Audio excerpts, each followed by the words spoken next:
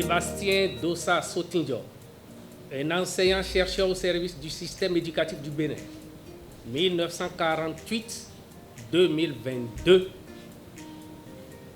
couvre 483 pages. La cérémonie de ce soir est-elle le fruit du hasard? Est-elle venue ex nihilo? Je pense que non. C'est le couronnement d'une carrière laborieuse, le zèle dans l'effort.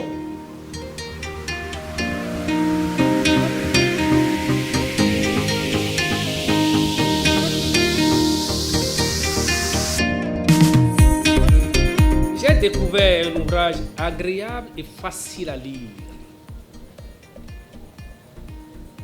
Les auteurs de cette fresque bio-bibliographique, deux professeurs d'université fraîchement promus maîtres de conférences, l'ont écrit dans un style clair et précis qui caractérise les historiens. Dieudonné Ao, c'est lui,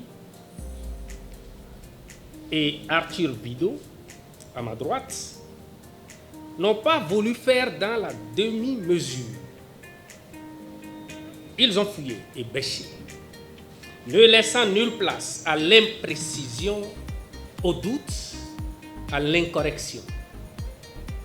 Ils ont remué et retourné la vie scolaire, académique et professionnelle de Sébastien Dossa Sotindio, seul professeur titulaire d'histoire économique et sociale du Bénin à la date d'aujourd'hui.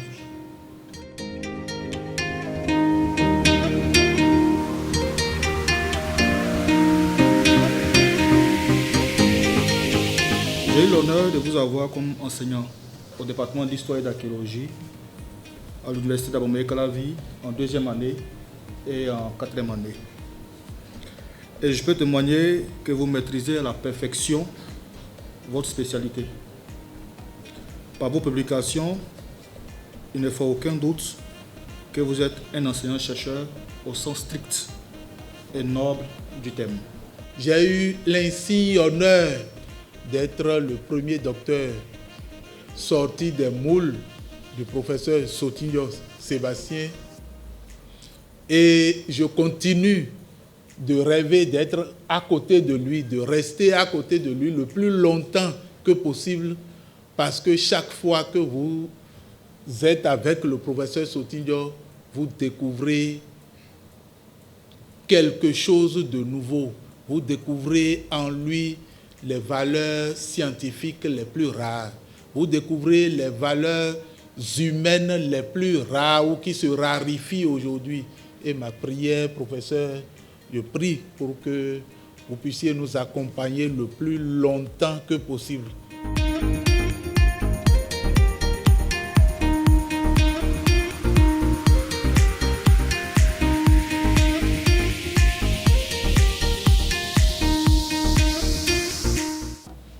De plus en plus d'anciens apprenants, c'est le vocabulaire actuel, donc je disais de plus en plus d'anciens apprenants devenus à leur tour des formateurs témoignent leur gratitude à leur maître de son vivant et non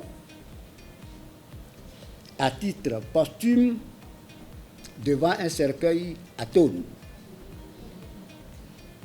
Tout enseignant doit être heureux comme moi en ce moment-là, en ce moment-ci. Tout enseignant doit être fier d'écouter les témoignages donc, de ces anciens apprenants.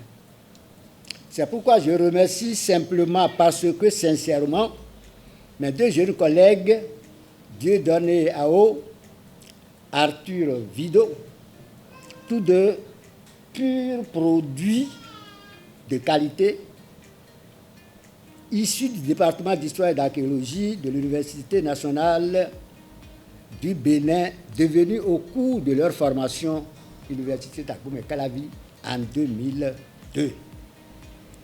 Tous deux viennent d'être promus il y a seulement quelques jours. C'est pourquoi ce qui est derrière là est anachronique. Ils ne sont plus seulement MA, c'est-à-dire maître assistant, ils sont maintenant MC.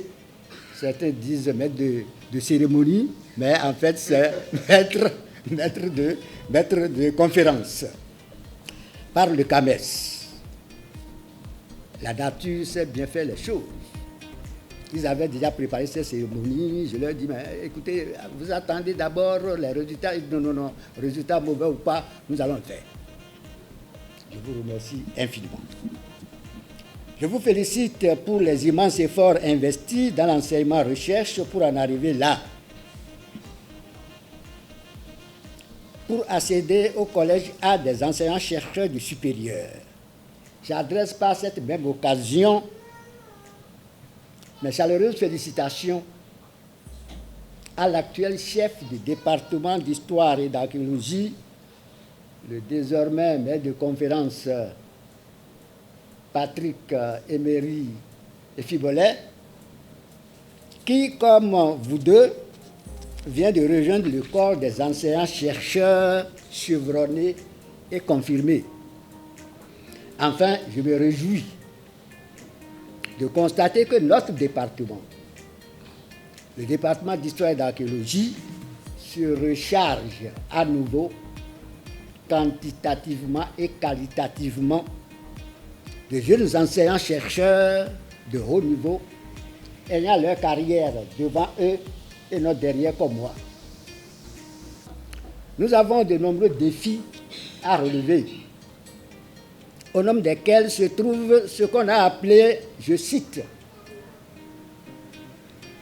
la réécriture de notre histoire nationale. Cet appel, apparemment, vient d'une frange de notre population et est relayé, cet appel est relayé par l'Académie nationale des sciences, arts et lettres du Bénin. Pourtant, le plaidoyer pour la réécriture de l'histoire de l'Afrique et des histoires nationales ne date pas d'aujourd'hui. Il remonte au lendemain des indépendances africaines de 1960.